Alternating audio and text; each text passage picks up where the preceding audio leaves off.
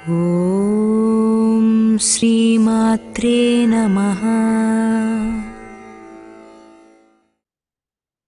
नमस्ते। ऋतुविद्या पुस्तक भारत के अनेक महिलाओं द्वारा मासिक धर्म से संबंधित सांस्कृतिक प्रथाओं के बारे में पूछे गए प्रश्नों के उत्तर देने का एक प्रयास है। अनेक बार महिलाओं से कहा जाता है कि मासिक धर्म के समय वे अधिक शारीरिक परिश्रम ना करें, विश्राम ले, खाना ना पकाए दूसरों के लिए, पूजा ना करे, मंदिर ना जाए इत्यादि। क्या ये सभी प्रथाएं और नियम अंधविश्वास है?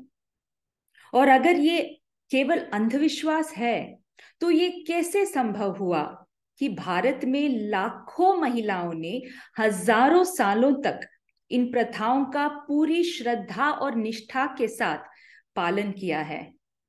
क्या उन सभी महिलाओं के इन प्रथाओं से जुड़े जो अनुभव रहा है वो सब गलत है? और अगर इन प्रथाओं में कोई विज्ञान नहीं है तो ये कैसे संभव हुआ कि हमारे दादी और नानी की पीढ़ी की महिलाओं में मासिक धर्म से जुड़ी समस्याएं कम थी, और आज भी जो ग्रामीण महिलाएं हैं जो इन प्रथाओं की आज भी पालन करती है, उनमें फाइब्रॉइड्स, पीसीओडी, एंडोमेट्रियोसिस, 2-3 महीनों तक पीरियड्स ना आना, पीरियड के टाइम में बहुत दर्द होना, बांझपन, ये सभी समस्याएं काफी हद तक कम है उन महिलाओं की तुलना में जो शहर में रहती है और इन प्रथाओं की पालन नहीं करती। और ये सिर्फ बोलने की बात नहीं है। हमारे टीम ने 100 से भी अधिक प्रकाशित शोध पत्रों का अध्ययन किया और हमने पाया कि जहां पर भी भारत के ग्रामीण महिलाओं की सर्वेक्षण ली गई थी, उनमें मासिक धर्म से जुड़ी समस्याएं केवल 15 से 20% ही थी। और इसकी तुलना में जो शहर में रहने वाली महिलाएं हैं, विशेष रूप से वो महिलाएं जो देश के बाहर अमेरिका, इंग्लैंड, ऑस्ट्रेलिया, फ्रांस, उन देशों की है, उन महिलाओं में मासिक धर्म से जुड़ी समस्याएं 50% से अधिक है। तब जाके हमें ये मानना ही पड़ा कि मासिक धर्म से जुड़ी सांस्कृतिक प्रथाएं अंधविश्वास नहीं है। इनके पीछे बहुत ही गहरा विज्ञान है जिसका उद्देश्य ये है कि मासिक धर्म से जुड़ी समस्याओं को रोकने में मदद करे। हमारे टीम ने 1 दशक से भी अधिक समय भारत के अनेक ग्रामीण क्षेत्रों में इसी विषय को लेकर कार्य किया है।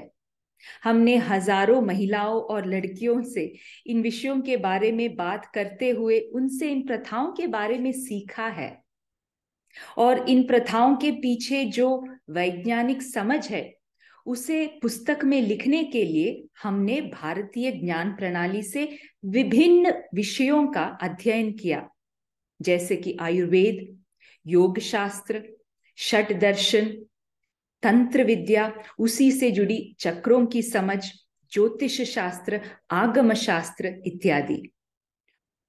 और जहां पर भी संभव हुआ हमने आधुनिक चिकित्सा के दृष्टिकोण को भी समाविष्ट किया है इन प्रथाओं को समझने और समझाने के लिए।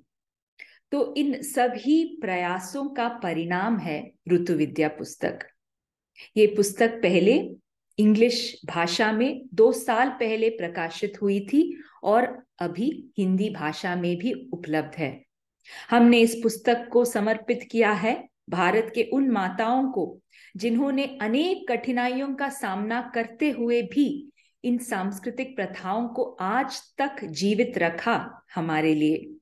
ये पुस्तक उन माताओं की प्रेम, श्रद्धा और आशीर्वाद का फल है। पुराण में कहा गया है कि सभी प्रकार के विज्ञान और पूरे विश्व की सारी महिलाएं देवी के स्वरूप है।